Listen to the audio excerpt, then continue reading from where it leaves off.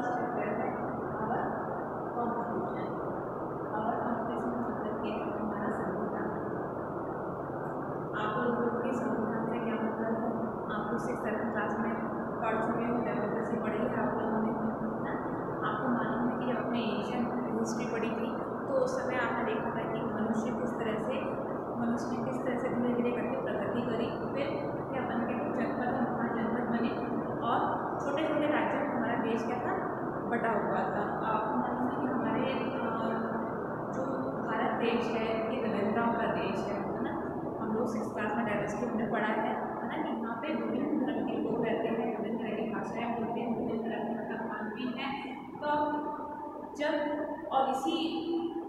जब उस समय ये जो हमारा देश था इसी वजह से कि संस्कृति की वजह से या भाषा की वजह से क्या हुआ था, अलग अलग राज्यों में बटा हुआ था ना कि जिसको शक्तिशाली राजा हुआ उसने अपना शासन किया और जब बटा हुआ था दूसरे टाइम पे उसने शासन किया है ना। और लोगों में इन विभिन्नताओं की वजह से ही क्या नहीं थी, एकता नहीं थी, यूनिटी नहीं थी। और इसी का जो फायदा होता है वो किसने उठाया, ब्रिटिश ने उठाया।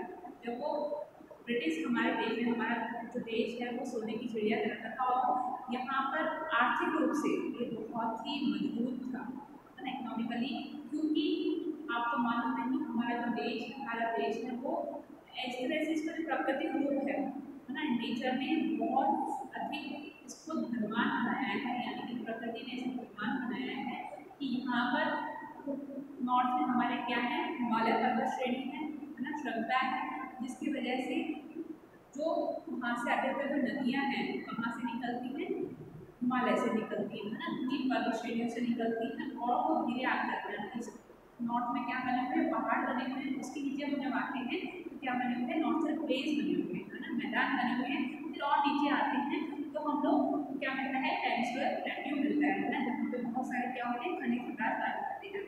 और नॉर्थ में आपको मालूम है कि वो जो हमारी हिमालय पर्वत श्रृंखलाएँ हैं वो एक तो हमारे दुश्मनों से भी क्या करती है, सुरक्षा करती है, दूसरा जो सेंट्रल एशिया से जो ठंडी हवाएं आती हैं वो भी रोकती है, और इसके अलावा जो हमारे मानसून है ना, जो बारिश होती है वो भी होने के कारण वो जो बादल है वो टकराते हैं और हमारे देश में क्या करते हैं, बारिश करते हैं। तो वो अपने आप में बहुत महत्वपूर्ण है।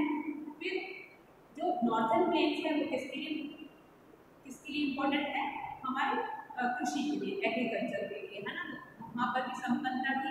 तो फिर जैसे हम नीचे आते हैं तो जो प्लेट्यूज है वहाँ पर प्रचुर मात्रा में हमें क्या पाए जाते हैं, खनिज पदार्थ मिलते हैं। और फिर कोस्टल एरिया में तो आपको मालूम भी है कि वहाँ का जो एरिया है वो किसलिए प्रसिद्ध है, या तो मछली उत्पादन के लिए या फिर हमारे साउथ में केरल वगैरह में मसाले वगैरह की बहुत अधिक पैदावार होती है। तो इस तरह से पूरा देश ही हमारा की जो प्राकृतिक बनावट है, प्राकृतिक रूप से जो ज्योग्राफिकल इसकी जो कंडीशंस है वो इसको एक बहुत ही संपन्न देश बनाती है। लेकिन यहाँ पर हर क्षेत्र में हम लोग जो वहाँ की भाषाएं हैं, जो उनकी संस्कृति है, वो सारी चीज़ें कैसी हैं, अलग अलग हैं।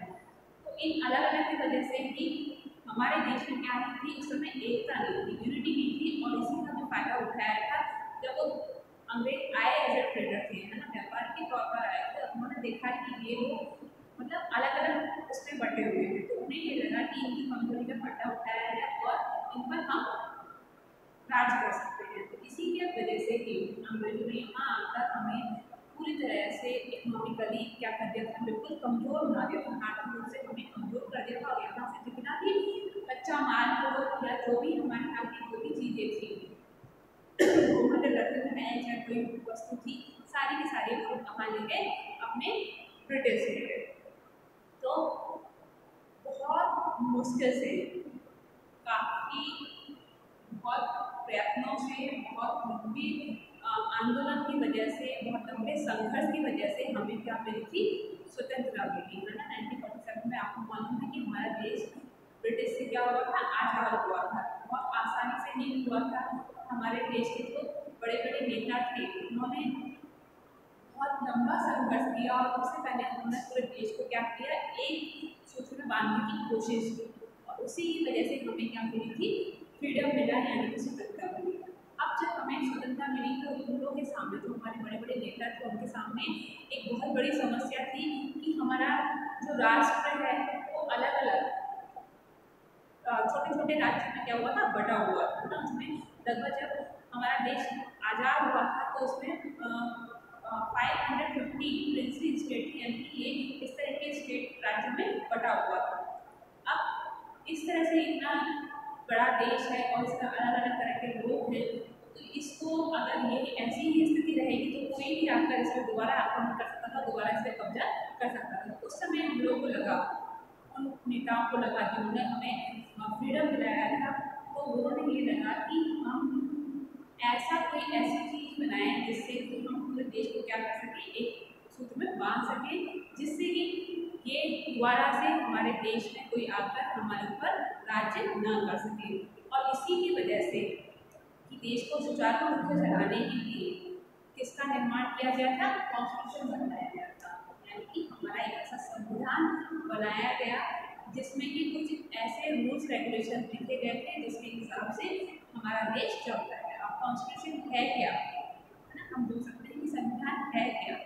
आपको मालूम है, आप छोटे से छोटा संगठन है ना, आप अपने स्कूल का एग्जाम्पल ले सकते हैं कि हमारा स्कूल क्या एक व्यक्ति चला सकता है, नहीं चला सकता ना।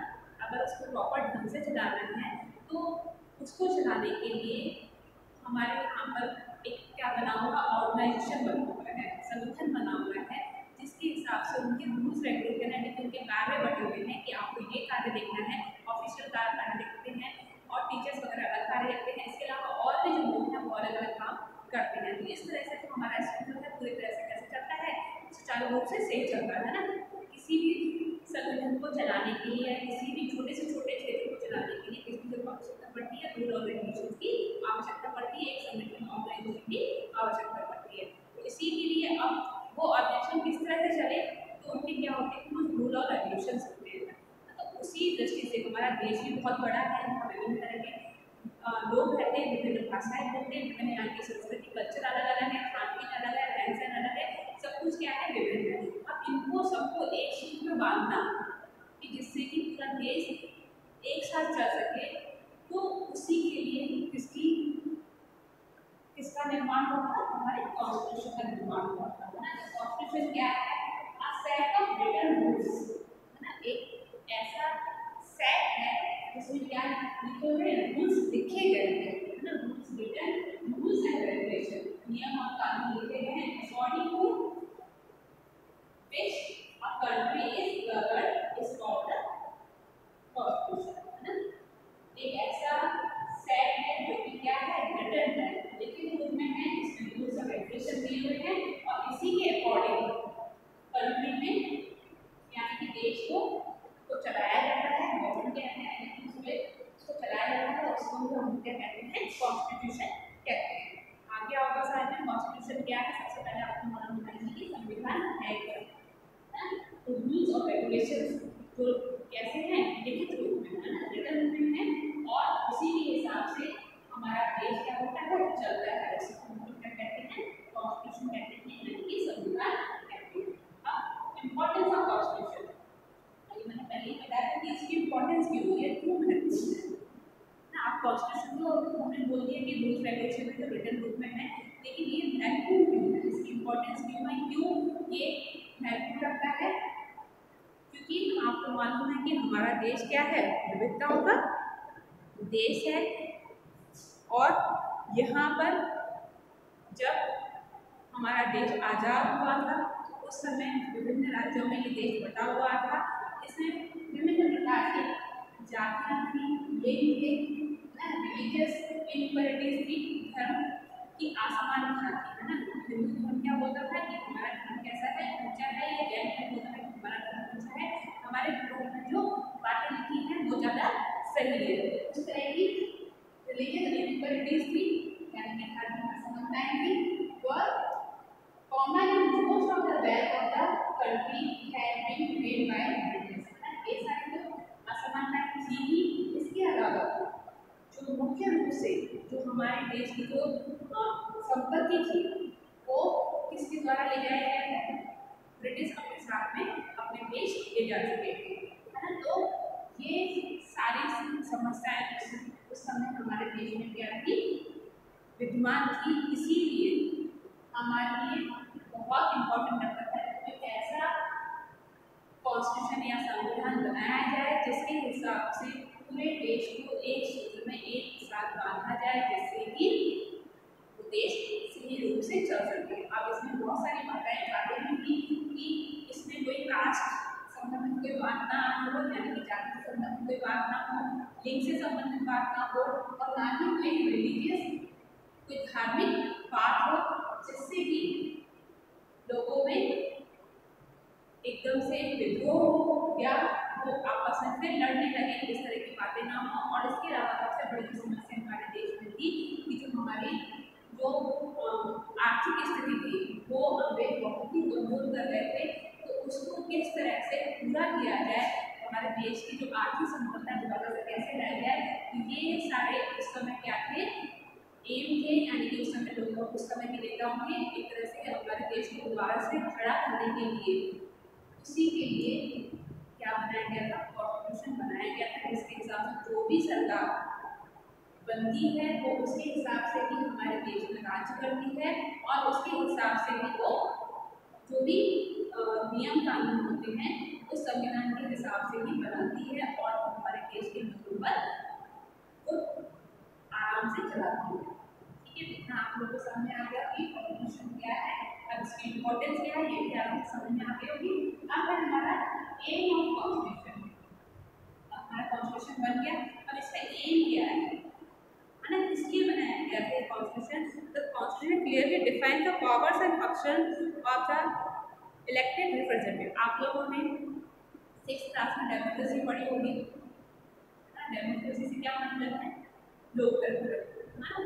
तो हमारे देश में आपको मालूम है कि जो भी सरकार बनती है, हमारा देश एक तरह से क्या है, डेमोक्रेटिक कंट्री है ना, लोकतांत्रिक देश है, और इसमें जो भी सरकार हम लोग एक तरह से किसके द्वारा बनाई जाती है, लोगों द्वारा। लोकतंत्र का मतलब ही क्या है, डेमोक्रेसी का मतलब ही क्या है कि जो भी प्रतिनिधि चुने जाते हैं वो कहाँ से होते हैं, तो बाहर से नहीं आते हैं, वो हम लोगों में से ही होते हैं।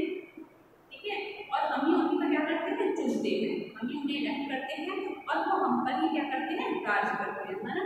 तो डेमोक्रेसी हमारे देश में, और आपको मालूम है कि डेमोक्रेसी का जो मुख्य रूप से जो हमारा लोकसभा के जो मेंबर्स हैं जिन्हें कि हम लोग ही चुनते हैं, वो कितने साल के लिए कार्य करते हैं, 5 साल के लिए कार्य करते हैं ना। जो कार्यकाल होता है वो कितने साल का होता है, 5 साल का होता है। तो हमारे अगर लोग उस गवर्नमेंट से, यानी कि उस पार्टी से या उस गवर्नमेंट से संतुष्ट हैं, तो वो 5 साल तक कार्य करती है। ठीक है, और अगर लोग बाग उससे असंतुष्ट होते हैं, उन्हें लगता है कि ये हमारी भलाई के लिए कार्य नहीं कर रहे हैं, तो बीच में भी हम क्या कर सकते हैं, उसे खत्म कर सकते हैं उस गवर्नमेंट को। और जो भी हमें लगता है कि हमारी भलाई के लिए कार्य कर रहे हैं, जो हमें सही लगता है, तो हमें पूरे तरह से लोकतंत्र में क्या है, चुनने का अधिकार है कि हमें अपने लोग प्रतिनिधित्व चुनते हैं। तो इस तरह से हमारी जो सरकार है वो कौन सी होती है, डेमोक्रेटिक गवर्नमेंट होती है। तो इसी में द कॉन्स्टिट्यूशन क्लियरली डिफाइंस, तो हमारा जो कॉन्स्टिट्यूशन है वो क्लियरली डिफाइंस, ये डिफाइन करता है कि उनके जो भी इलेक्टेड रिप्रेजेंटेटिव हैं, यानी कि जो भी हमने व्यक्ति को हमने चुना है, जो भी नेता है, जो भी हमारे रिप्रेजेंटेटिव प्रतिनिधित्व हैं, उनकी पावर्स एंड फंक्शंस, यानी कि उनकी जो शक्तियाँ हैं और उनके जो कार्य हैं वो किस में दे रखे हैं, हमारे कॉन्स्टिट्यूशन में दे रखे हैं। यानी कि जो भी हम इलेक्टेड रिप्रेजेंटेटिव होते हैं, जिन्हें हम लोग चुनते हैं, उनकी जो शक्तियाँ हैं या उनके जो कार्य हैं, उनके जो पावर या हो सकते हैं, जो उनके कौन कौन से उन्हें कार्य करने हैं, वो हमारे किस में दे रखे हैं, कॉन्स्टिट्यूशन में दे रखे हैं, क्लियरली डिफाइंड है। फिर it define the functions of the power, executive and legislature, and also puts certain limitation on the powers, on their powers. इसके अलावा ये कॉन्स्टिट्यूशन हमारा ये भी डिफाइन करता है कि जो भी हमारे एग्जीक्यूटिव हैं, है ना, यानी कि जो विशेष अधिकारी हैं, यानी कि जो भी कार्यपालिका है, कार्यपालिका हम लोगों ने पहले पढ़ा था कि कार्यपालिका क्या होती है, एक तो लेजिस्लेचर होता है जहाँ पर कानून बनते हैं, है ना।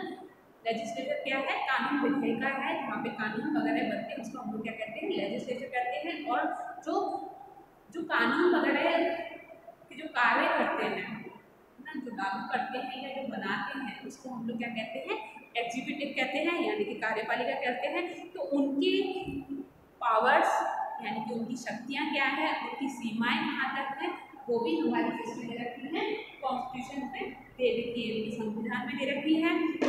It clearly the constitution tries to uphold the unity integrity as well as the diversity of the country. इसके अलावा जो हमारा संविधान है वो हमारे देश की यूनिटी है ना, एक तरह से उसको एक सूत्र में बांधता भी है उसको, और इसके अलावा जो भी हमारी विभिन्नताएं हैं देश में है ना, उसको एक साथ में लेकर चलता है। वो भी सारा कुछ इसमें दिया गया है हमारे कॉन्स्टिट्यूशन में है ना। कोई भी धर्म, कोई भी जाति, हमारे कॉन्स्टिट्यूशन में साफ दिया हुआ है कि कोई भी धर्म, कोई भी जाति बड़ा या छोटा नहीं है। सब लोग कैसे हैं, सब संविधान की नजर में सारे मनुष्य कैसे हैं, समान हैं, बराबर हैं।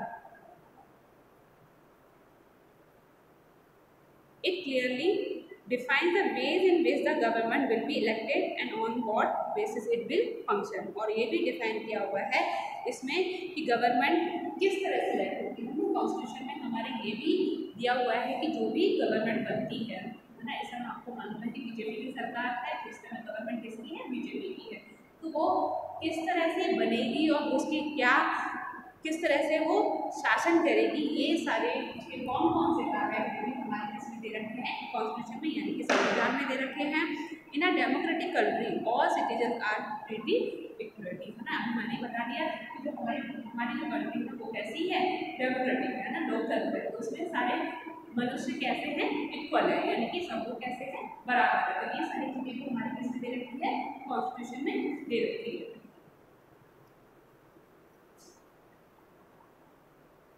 और इसके अलावा जो सब लोग समान हैं तो उनके जो राइट्स हैं, उनके जो अधिकार हैं वो भी सारे कैसे होंगे, इक्वल होंगे। ये नहीं है कि पैसा वाला व्यक्ति है तो उसके पास में ज़्यादा अधिकार होंगे या गरीब है तो उसके पास कम होंगे, ऐसा नहीं है ना। कानून की नज़र में सारे व्यक्ति कैसे हैं, समान है, और वो हमारे इसमें डिफाइन है कॉन्स्टिट्यूशन में यानी कि हमारे संविधान में ये क्लियरली डिफाइन है। The laws of the country are same for everyone. No person above the law just because of his caste or religion। मैंने बताया कि हमारे संविधान में ये क्लियरली डिफाइन है कि कोई भी व्यक्ति चाहे वो पैसे वाला, गरीब हो या किसी भी धर्म से रिलेटेड हो, किसी भी धर्म का हो, सब कानून की नज़र में कैसे हैं, समान है। यानी कि जो कानून है वो सबके लिए एक समान है, ये नहीं कि उसके लिए अलग न्याय करेगा, पैसे वाले के लिए या उचित धर्म का लोग का व्यक्ति है तो उसके लिए अलग न्याय होगा और दूसरे छोटे लोगों के लिए अलग न्याय होगा, ऐसा नहीं है।